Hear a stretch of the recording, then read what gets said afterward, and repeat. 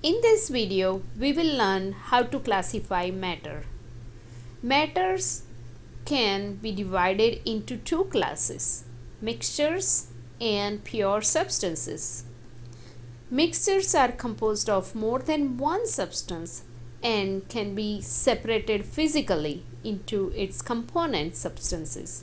For example, salad.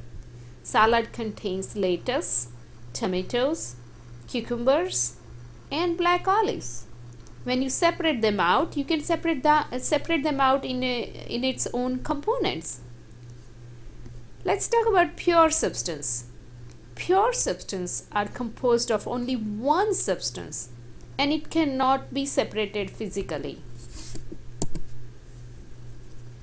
There are two types of mixtures, heterogeneous mixtures and homogeneous mixtures. Heterogeneous mixtures do not have uniform properties throughout. For example, sand and water, when you mix it and you can see two layers, sand at the bottom and water is on the top. That two layer is not uniform throughout, so that's a heterogeneous mixture. In homogeneous mixtures, you can find uniform properties throughout. For example, salt and water. When you mix it, you find clear solution. It's called homogeneous mixture. There are two types of pure substances, compounds and elements. Compounds can be chemically separated into individual elements. For example, water is a compound.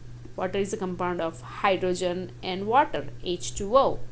When you separate H2O into its component, you can find hydrogen and water.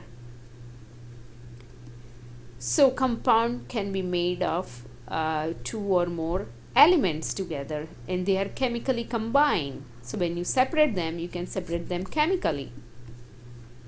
Elements cannot be broken down further by chemical reactions such as aluminum, copper, gold, and many other elements from the periodic table. They have their own identity and they are made of particular types of atoms. You cannot break down and separate them. So that's element, pure substance. You can see here matter is made of two types, mixtures and pure substance. Mixtures can be separated physically into its components. Mixtures we classify homogeneous, means uniform throughout, such as salt and water. Homogeneous mixture which is not uniform throughout, such as sand and water. Compound and elements, they are pure substances categories. You can see elements are made out of pure single atoms. For example, you can see gold foil. You can see gold foil is made out of all gold atoms. It's uniform. And when you see compounds, for example, water is H2O. You can see red is oxygen and two white ones are hydrogen and it made of H2O. And you can see those two elements combined makes H2O. So that means when you separate them out in H2O, you can separate them chemically. So we talk about classification of matter. Now we are going to talk about occurrence of elements. There are over 100 elements that is occur in nature, and 81 of those elements are stable. Only 10 elements account for more than 95% of mass of Earth crust, water and atmosphere. You can see oxygen mass percent 49.5%. Silicon, you can see varieties of percentages that you can find elements in Earth, water and atmosphere. Oxygen is the most common element in Earth's crust and in human body. while silicon is the second most abundant element on Earth crust. Carbon is second most abundant in body. You can see Earth crust and human body, and percentage of oxygen on both is higher. Silicon is higher on Earth crust and carbon is higher on human body. And how do we identify elements?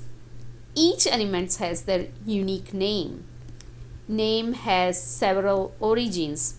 Hydrogen is derived from Greek, carbon is derived from Latin, Scandinavium is named for Scandinavia. Curium is named from Maria Curie. Nobelium is named for Alfred Nobel. So you can see name is based on Nobel people, scientists. And each element is abbreviated using a chemical symbol.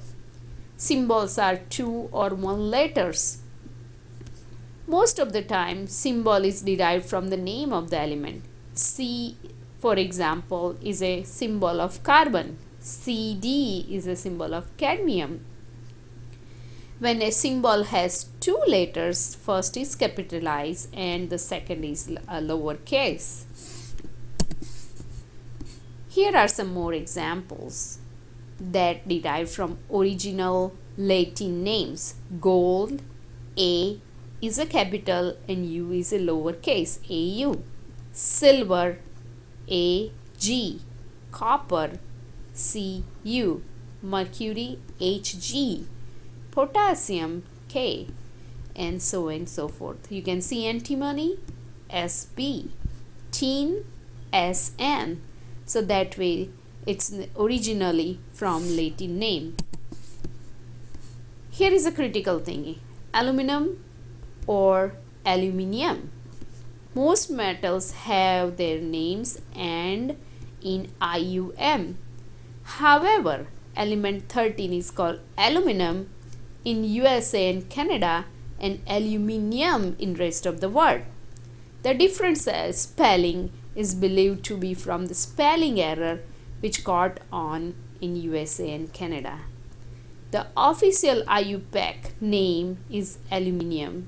However, in 1993, IUPAC recognized alternate spelling aluminum.